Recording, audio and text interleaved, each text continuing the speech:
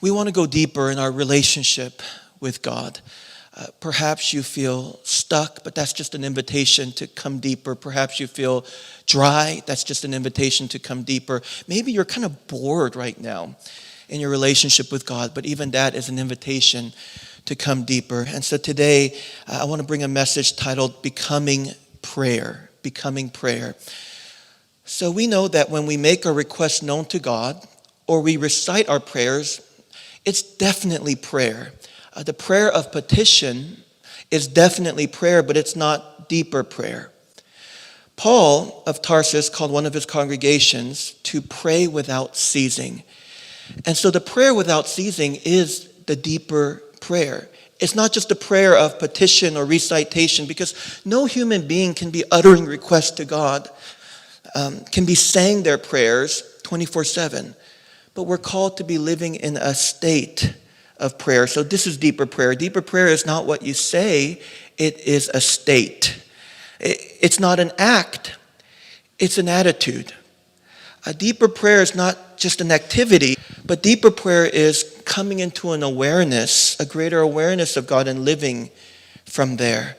So deeper prayer is not just a deed, it's this disposition. It's not in just crafting sentences, it's in the way of seeing.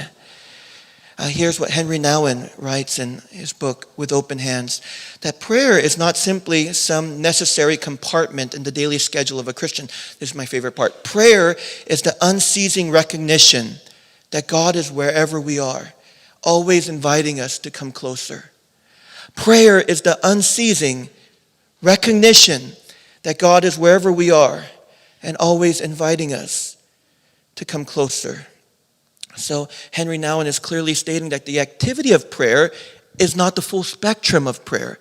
He's saying that there's deeper prayer, and the deeper prayer is being able to do all of our activities in the awareness that God is in us, that God is with us, that God is for us, and that God is moving in our lives, and God is inviting us closer to Him.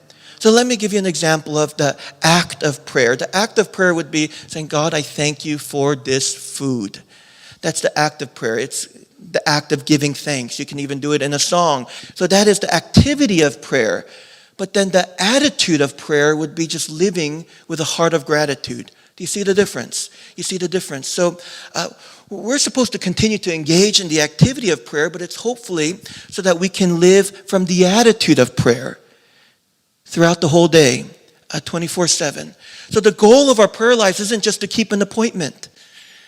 The goal of our prayer lives is to reach a higher state of awareness by which we can then live.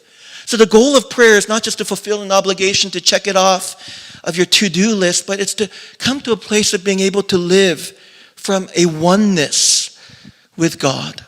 So prayer, deeper prayer, is not just firing your array of prayer requests like a machine gun and doing that 24/7. That's not the prayer without ceasing. But deeper prayer is living in the love of God.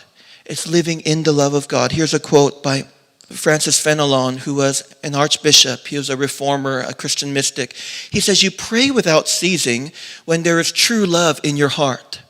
Love hidden in the depths of the Spirit prays constantly, even when your mind needs to attend to something else. So we know that in this life, our minds need to attend to a lot of different things. There are times you need to clean the house, do the laundry, make the bed. Perhaps you work a job that requires heavy usage of your brain or heavy usage of your body. And so, yet we can live with the love of God active in our hearts and flowing from our hearts. And that means that you have become a prayer. That means you are in the Spirit. That means you are in a deeper prayer, in the realm of deeper prayer. And as much as we can, we want to live from that state where the love of God is just not dammed up, but is just flowing from us. So you may be out and about doing whatever needs to be done, but we can be praying without ceasing. So you may be asking, wouldn't praying without ceasing then take away from the quality of my work? Well, I want to propose that praying without ceasing will actually enhance the quality of your work. Now, there's a professor and a pastor named Greg Boyd, and I was reading his book, Waking Up to God's Presence, and he was saying that in his lecture notes and in his sermon notes, on every page, he'll write, "Are you awake?" ? And so he's always asking himself, are you awake? Are you awake to the presence of God that's in you, that's with you, that's around you? Are you awake to the presence of God? And he says that every time he sees that, he does a little check, and then he tunes into God again. He just comes into awareness of God again, even as he's giving his lecture or delivering his sermon. And he said it actually helps him be a better professor and a better pastor. Have you heard of Brother Lawrence? And he was not a clergyman. He was a layman who worked as a dishwasher in the monastery in France. And people would come from miles around just to watch him do dishes because his face would light up. And in this ecstatic joy, he would do his work. I don't think him practicing the presence of God, and by the way, after he died, there was a book written based on his life called Practicing the Presence of God. But I don't think his practice of the presence of God took away from his dishwashing abilities, but rather it enhanced it. So I believe that verbal prayer, and verbal prayer is very important, but verbal prayer can take away from the quality of your work. But living with this attitude of prayer, living in the Spirit, practicing the presence of God will actually enhance our work. I mean, think about how does a heart of gratitude and love flowing from your heart actually hurt your work ethic? How do we live in this constant awareness of God's presence and his love? Now, that's a question I'm asking, and it may seem like the answer is really complicated, but I think it's more simple than we think. And I wonder if when we go into the deeper realms of God, it becomes less complex and more simple. I don't think spirituality is like math, because the higher levels of math, it's more confusing, more complicated. But I think the higher levels you go in God, it becomes more simple. For God is not the author of confusion.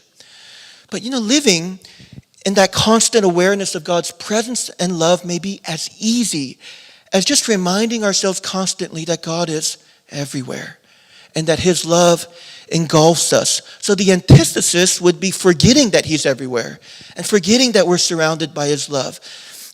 I watched the progression of King David, and I believe that when he started to grow spiritually, mature spiritually, and grow in his understanding of God, he came to a place where he started to realize that God is everywhere, and that whatever he's doing, wherever he is, God was there, and God is there. He's the ever-present God.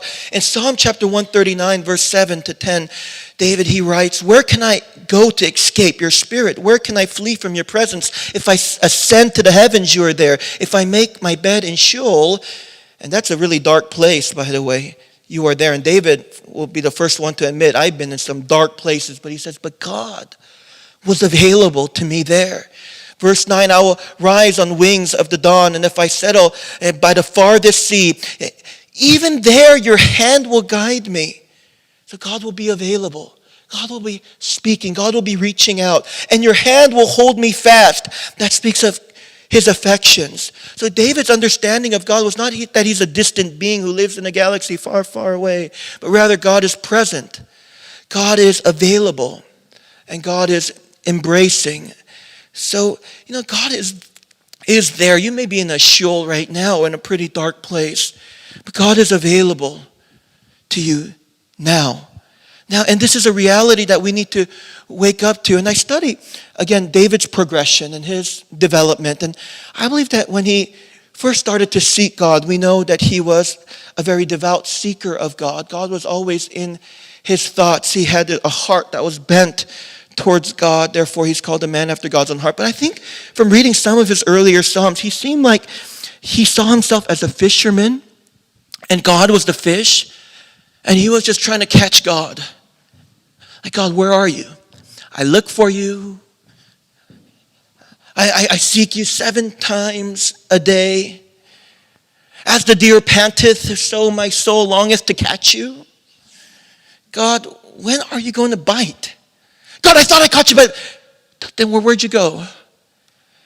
And yet, I think as he continued to grow in his revelation of who God is, he came to realize that that's not the picture. That's not the full picture. Maybe this is the activity of prayer, but then he came to realize something else. Let's see the next picture here.